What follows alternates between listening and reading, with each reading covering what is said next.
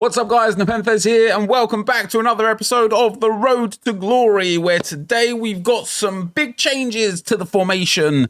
And as you can see in the starting 11 as well, we have rebought one of the players that I wanted to have in the club. I definitely want to start picking up the meta Arsenal players when they exist, and so Gabriel having Aerial Plus is a big dub. I've played 8 games with him. He's 6'3", he's lengthy. I got him at a good price, actually. He's currently selling for around 250, something like that, 245. I think I sniped him like cheap, I think. What did I get him for? 238, about 10,000 coins cheaper. And he already came with a shadow on him. And I just really like this card, right? He is just very, very, very good. I liked his gold card earlier on in the game cycle as well. And like I say, really nice because he's got Bruiser, he's got Anticipate, he's got Ping Pass, and he's got Aerial Plus, which is great, with Defender Plus, which I favour. Now then, we're going to have a lot of post-com today, lots of Rivals games, some packs at the end, some Evo claiming, and the Road to the Knockout / Rush party bag pack right at the end of this as well. I can't really do much live content at the moment because the freezing within the game still happens very regularly, and so post-com is just going to be a lot easier. But what I wanted to talk about before we get into the gameplay, first of all, is going back to the mostly Arsenal squad. We've got Lewis Skelly in the team at the moment, trying to Evo him up. I'm really enjoying this card, guys, like really enjoying this card. And he's going to get a humongous defending and physical boost off this next upgrade. And he's just going to be very, very, very, very good. So I'm really excited to have him in the team. And of course, he's got Tiki-Taka, Long Ball, Ping Pass, Intercept, Relentless, First Touch, and Technical Plus, which is just brilliant. We've got Rice, we've got Havertz. I've gone back for Rafinha and Marlon. I wasn't playing with them for a little while. I was in the 4-4-2 for the first few games with McCabe at left mid and Sterling at right mid. And something kept happening within the gameplay. And it's been happening to me for a while. And I'm too stubborn sometimes to make any real differences. But I keep conceding easy goals. And what I mean by that is people will just get the ball. They will play 1 or 2 passes going forwards. And then they will just either play a 1-2 with the strikers and be in behind, or literally just roll a defender and be in behind. And I constantly feel like the players I'm playing against aren't great, yet they seem to just walk through me. And something wasn't making sense. And after 3 draws in a row that you're about to see, I was so fed up. I was like, let me just make a change in formation.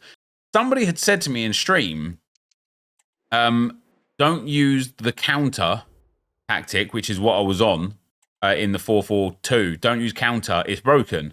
And I was like, what do you mean it's broken? What does that even mean? What does it's broken mean? So I went balanced build up, balanced defensive, and as you can see here, with the player roles, I've got Marlon and Rafinha inside forwards attacking, Jesus as a target forward wide. I've got Havertz and Lewis Skelly box to box. Havertz doesn't have a role for it, mind you, so might look to change him personnel, or might look to change him just in general. Same with Jesus as well. We've got Rice holding ++, Gabriel and Saliba defender ++, with Tierney and White at fullbacks. And after I changed to the 4-3-3, I believe I got 3 consecutive wins, very comfortable wins. They might have all been rage quits as well. And I felt like there was just an ease. It's like all of a sudden, like my players are just, they're in space. Like in the 4-4-2, it was getting to a point where it's like, my players constantly felt like they were being pressured. As soon as I got the ball, as soon as I won possession, it's like I felt like there was just no space. But in this 4-3-3, it feels like there's loads of space. And so I really enjoyed the tactical change. And listen, it's helping me up towards the Division 2 straight away. And we're doing it with the Arsenal team. But one of the biggest differences that I felt like I had when I moved into the 4-3-3, outside of just having more control of midfield, actually, one of the biggest differences was having pace up front. Because although I've got Gabriel Jesus with 91 pace and a Hunter, he just doesn't feel fast, which is weird because he should do. He doesn't have quick step or rapid, which is probably why. But, you know, I have McCabe, 84 pace. I've had Kane. Even Aubameyang, he doesn't feel fast. He's got rapid, but not quick step, not technical. Sterling doesn't feel fast. I know it's weird to say, but he just doesn't feel fast. I haven't gone with him the whole time.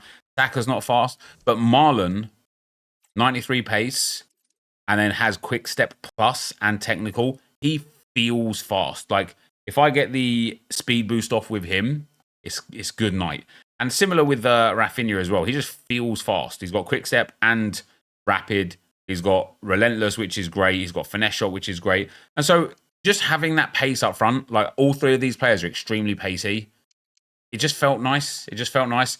So I made those changes, and now we're going to get into a whole bunch of gameplay and, of course, some comments from yesterday, guys. And I do want to show you guys about what evolution paths we want to take and what decisions we want to make with those evolution paths. But unfortunately, because the game lags so hard, I genuinely don't know what I want to do. And Titan's Guard, I just can't figure out for the life of me what I want to do, because I think this is a terrible evolution. I don't want to not use it, but I also don't want to use it because it's that bad. Anyway, let's get into some gameplay. Right, guys, as we go into some gameplay, of course, I've got some comments from yesterday. And first of all, I don't actually know how much Viper's put in here. One of my last requests for him was to make me look good during the gameplay. But my first sort of like 6 or 7 games of Rivals was a bit of a mixed bag. Lots of draws, a couple wins, a couple losses, and a lot of goals. So I don't know how much is here and how much isn't. But what I just came off of talking about in terms of like the formation and stuff, you'll see here like something's not clicking. And I was talking a little bit about how I was being stubborn. And I don't know why, if something's not working, it takes me so long to try something else, instead of literally just being like, this isn't working, let's try something else. You know, I like to believe that it's like not me, or rather maybe that it is me and not the formation or tactic, because sometimes my mind goes to, well, one of the pros goes like 15-0 every weekend with the 4-4-2, so it's definitely not a formation. But as I know, and as you guys know, and as we all know, not every formation works for everybody's play style. And there are, believe it or not, in spite of the way that everybody seems to play the same way, there are multiple different ways of scoring and playing in this game. Anyway, the first comment I've got is from Clipper R. He says, those flick-up green time shots are a joke. I'm never in enough space to pull them off. Don't know how you do it so consistently. It all comes down to muscle memory. There are certain hotspots where my brain just goes power shot volley, and you just do it. And that comes from like actually practicing and trying hard and focusing on getting something done. And what I notice the most is when I don't have the muscle memory for something really simple that I should have the muscle memory for. And it was one of the reasons why I was getting a lot of frustration from playing today. But like so many times I was getting into the box and there's a really easy pass there, but because my brain says shoot now, you shoot, and then you're like, damn, there was a really easy pass there, and you're like, why don't, like, let me just figure out how to make that pass more often. And the crazy thing is you've got to look for it. And one of the things that always helps me historically is when I was trying to force an issue. When I was learning power shot volleys, I just did it all the time. And so you get a true understanding of when it does work, when it doesn't work, and you start filtering out those occasions where you're like, okay, I know it doesn't work like this now. By the way, look at that line. It's so wonky, isn't it? And like the switch balls last year, I learned how they did work, how they didn't work, because I just did it a lot. When I'm like trying to do something with a player, like with an Evo player, or if I'm playing like in clubs or in Rush, or when I'm doing something like an objective where you have to get a goal and an assist with a player or whatever, I find it so easy to do that because I'm looking for it, I'm forcing it. And so if I need a goal, let's say with Gabriel Jesus, and I'm in a situation like this, I'm just looking, all right, where's Gabriel Jesus? Let's play it to him. He's not in a goal-scoring position. Okay, let me send him on a run. Send him on a run. I need to get the ball to him. He's gone too far. He's offside. Let me hold the ball a second, pass it around, wait for Gabriel Jesus to get back into a position where I can pass him the ball again. Right, he's back in a position where I can pass him the ball. Let's play a 1-2. I've sent it through to Havertz. I know I don't want to score with Havertz, so let me do a fake shot stop or a ball roll. Let's find Gabriel Jesus. And bang, we've got a goal with Gabriel Jesus, right? I want to be able to play holistically like that. I want to be able to play in a world where it's like, I'm just like, okay, there's not a runner on, so I'm going to pass it. Okay, I'm being pressed, so I need to find a runner. But for some reason, I just do the same things all over and over. And I and you, if you're struggling with this game in certain regards, we need to make a conscious effort to make a change for how you play the game. And when it comes to the power shot volleys, you say you can't find space. The best way for you to do it is just to start doing them. And you'll start recognizing instances of where you will have the space and where you won't have the space. And it just makes it really easy to start scoring them. The next comment we've got is from Geraint Cook. Got a cook, son. Let's go. There's got a feeling they aren't going to fix this issue. The game's completely unplayable. So, if you follow me on X, great. If you don't, why not? But if you follow me on X, you see me posting about it a lot. I heard from like a contact that I have, but I also saw a forum post on the EA forums today about how there's a problem with the ISPs. And we've already kind of deciphered that ourselves. You know, it seems like anything related to BT is a big problem, especially on PS5. And so we genuinely need to wait for the ISP to resolve the issue. This is fortunately impacting a large enough group of people that EA are making the ISP aware of such an issue. But honestly, I don't know, I don't know when we're going to get a fix for this. And for me, if by like Tuesday or Wednesday, this hasn't been resolved, I genuinely might have to restart the road score and go onto Xbox. Because like this is hampering my video making abilities. Like for you guys, it's stressful and frustrating. 100%, I get it, because you want to play the game. For me, this is how I make a living. So when I can't make a video, or I literally can't make a draft video because it's taking me about 45 minutes to build one draft because of how many times it's making me reset during the drafting phase, and it's just too much, right? It's just too much. So yeah, I think. I hope it's resolved real soon. Otherwise, I'm going to start an Xbox RTG, guys, because this is crazy. This is crazy. With that being said, we've got another comment, and the comment is from Ethan. He says, the issue with FIFA is the way it's set up. If you look at Call of Duty, you get a camo for every 10 or so headshots, and you can earn practically 1 per game, whereas playing a couple of games of FIFA, you can earn no SP for the season, or if you do an Evo, you're still not guaranteed a goal or a win. At least in COD, there's guarantee you're going to get something worthwhile. I absolutely agree with you, and one thing that I expected this year, and it's such a weird thing because it makes my brain go into a void of like, I've seen like Web3 gaming has changed my perspective of gaming, and what I mean by Web3 gaming is like SoRare or Footium or Stocks FC or Ultimate Champions back when it was good.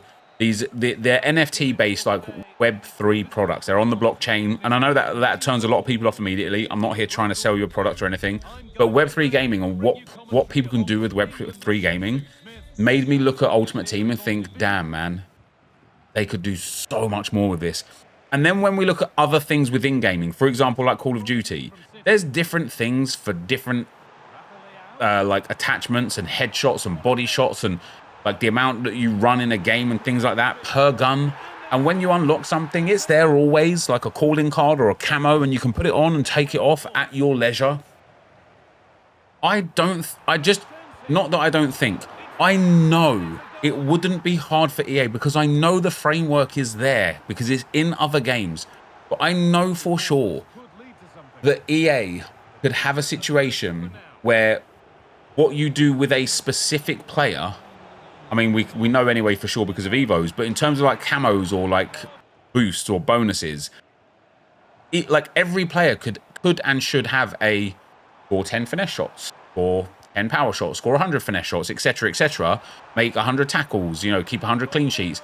And for it, you either get a very, very minor boost in stats, which I think would be a better way of evolving players rather than the way that EA have evolutions right now. I think my method and my understanding of evolutions would be, for example, for a striker, for 10 goals from outside the box, you get +1 long shots. For 50 goals from outside the box, you get +4 long shots. Score 100 goals from outside the box, you get +10 more long shots. For 250, you get another +10 long shots. And you just keep getting these boosts until ultimately you've got like a crazy, crazy amount. But then, of course, you sit there and think, okay, well, people will just farm that and they'll just, they'll manipulate it in one way or another. And they'll just end up having 99 rated cards like 3 days into the game. And that would be a problem. So I get it from EA that you can't always do it with stat boosts, but there can still be some stat boosts, even if it's not major, even if it's just +1 every time, just to give you that attribution. But they can certainly give like visual upgrades and chem styles and boosts, and not chem styles, but like roles or play styles. You know, my opinion, for example, is score 150 finesse shots with a player to get finesse shot on the player, or 500 finesse shots with a player to get finesse shot plus on the player. And it's like, yeah, okay, you might get some absolute moron that goes and just manipulates it some way, but even if you just made it in like rivals only, you know, if I could get finesse shot plus on like my Martin Odegaard, for example, because I sat there in rivals and just went and went and went and went and went, and I ended up scoring 500 finesse shot goals with him to get finesse shot plus, I would play rivals non-stop to do that. And then if you also then added the ability to get like intercept plus by tackles, make I don't know, 200 tackles with Saliba, you get anticipate. Make 500 tackles, you get anticipate plus. And then have the play styles, the grey ones and the gold ones, but have the play styles, once you've unlocked them, have the ability to put them on, right? And then, like, let's say you've unlocked every single playstyle plus, but you can only have a maximum of 4. Now you get to choose how to build your player. Just like on COD, you get to choose how to build your gun. If you want a silencer, you get a bonus for that because you get the silent shots, you know, you're not seen on the UAV or whatever, but you also lose a little bit of damage and a little bit of range. So there's also a drawback. And EA could absolutely implement that into the game. And it blows my mind that they haven't, because it's not something that would require an intense amount of man hours or work to put into the game. But I do think it's the sort of thing that would give people an incredible sense of purpose when playing the game. And I think that's something that's missing massively, is the sense of purpose when playing the game. So yeah, I agree. I read that comment and I was like, it just sends me down this rabbit hole of like my own mindset of thinking like, damn man, like this game could just be so much better. So one thing that was interesting here, guys, this is where I changed formation, right? The first thing I noticed when I changed formation, outside of the fact that I just seem to have a lot more space and a lot more players in open areas, but the first thing I noticed was, you saw me score a Trivela with Kai Havertz in the first game this video. I've probably scored about 3 Trivelas in the last 5 weeks, because my players are just never in the 4-4-2 or whatever, my players are just never in positions for it. Once I moved to the 4-3-3, the amount of Trivela opportunities there was insane. Insane. Thomas says, hey Nep, talking about not enjoying the game, I made 450k from Rivals rewards last week, so I bought Icon Miami and Crespo, and I've been playing with them in my Evo Liverpool team and have been having a blast. Trying new icons has always been my way of enjoying the game. Keep it up, man. And I couldn't agree with you more. Like, I was actually, because I was playing a lot of Rivals today, you know, it was really hard to do anything. But I started my stream this morning, and within 2 hours, I had played 2 games of Rush and completed 2 SBCs because of this, like, this ISP issue. That's how long it took me to do it. So I was like, do you know what? I just want to play the game. Let me just play, get some points for our rewards, try and get up into the next division or whatever. Let's just play as much as we can so that I've got something to do. And, like, you know, as long as I don't disconnect in the game, it's like, once I come out of the game, if it disconnects, I'll just get back into the game. At least once I'm in the game, I get, you know, 15 or 20 minutes of consistent ability to play. And somebody said to me, like, aren't you, like, hating playing Rivals so much? And do you know what's crazy? Like, this year, I really, really enjoy playing Rivals this year. Like, it reminds me of, like, FIFA 18, FIFA 19, FIFA 20, where I literally just used to play the game to play the game. And that's what I feel like with Rivals this year, is I feel like I'm playing now because I want to enjoy this formation. I want to enjoy these players I've got. I've just bought that Gabriel. I've got this Donnell Marlon now. I want to try these players. And obviously Champs is like really short now with just 15 games in the 5 like regular games to get qualified. But I was like, yeah, I was like, no, I'm actually enjoying myself. And I'm like you, Thomas, like, I really enjoy it. And one thing that like pains me a lot, and it brings me to the next comment, which is from Zahid. He says, I don't think we should be able to do every SBC daily easily. It makes you choose specific players you want, so just don't throw all your fodder away at random casino picks. It's not that, like, I agree with you. You shouldn't be able to do every SBC easily, but you should be able to do every SBC. Like, but it should just be difficult. You can't. Like, you can't do SBCs. And, like, talking about, like, enjoyments of the game, I would love, like, the amount of player SBCs we've got this year compared to ever before, the amount of, like, party bag SBCs that we've got, the amount of Icon SBCs and Hero SBCs, I would love nothing more to do the Icon SBC that got released today and be like, all right, guys, let's go into Rivals and play 5 or 6 games and see how it goes. Can't afford to do it. And if I did do it, I can't afford to do literally any single other SBC on there. Which means if I wanted to do the new Lamar and... What a goal, by the way. The new Lamar and Longley SBCs and go and give them a shot and try them out. You know, 2 French players, they've got perfect links. I've got loads of French players already. Like, we get some good chemistry on them, no problem at all. They link with Rafinha as well, which is great. That would be phenomenal. Can't afford to do them. I mean, I can afford to do them because they're actually reasonably priced, but it would take away like 50% of my fodder. And so, like, one of the things that I noticed that I missed a lot this year is that inability to complete everything, to try everything. And I'm actually really looking forward to getting that back. Like, whenever exchanges come back, and somebody said in my stream the other day that they are just saving all of their high-rated fodder now for exchanges. A couple of the accounts that leak information have leaked the exchanges are coming back like really soon. And I agree. Like, I'm absolutely in the camp of let me save every like 87 plus rated player right now and not put it into SBCs, because then when exchanges come back, oh, we're eating, man. Imagine having like 200 or 300, or well, I suppose you can't because you got the whatever, like, you know, 100, 150, like 87 to 89s for the exchange when it comes. Oh, it'll be bliss. It will be bliss. You'll be able to do everything. And I think, again, EA are missing a trick by hindering people to do like even just like the low rated content. And like what I think like EA are missing out on is like this icon SBC. If like some people, if you was close to finishing it, you might go to the store. But if you're far away from finishing it, you're not going to the store because it'll cost you too much. If there was fodder enough for me to be able to almost complete it, I'd be so happy with that, because then I'd actually go and do it. And I think like EA are missing out from people doing it. And the other thing is like, let's say people go and buy an 88 rated squad from the market of tradable cards because they've got coins, and then they go and submit that 88 tradable rated squad into an icon SBC. Those cards are now gone forever. They've just been removed from the game, which is good for EA. And also it's like, at that point, like the person has got an untradable card as a reward, and it's like that's a win for EA. So I really don't understand what like EA's motive for gatekeeping even the worst, lowest rated content, because that's what it feels like. It feels like they're gatekeeping the content massively. And this is coming from somebody who does everything in the game all the time, and I can't afford to do anything. But anyway, guys, this is going to be the end of the video. I did have another couple of comments, but unfortunately we've run out of time. So I'm sure I'll get to those in another video. But as you saw there, right at the back end of the game, I managed to get myself together with that 4-3-3. So I'm excited to play some more rivals tomorrow, see if we can push up to Division 2 and Division 1 and get ourselves in a really healthy spot. But for today, that is going to be the end of the video. So thank you very much for watching. Hopefully you enjoyed it. See you next time. I'm out. Peace.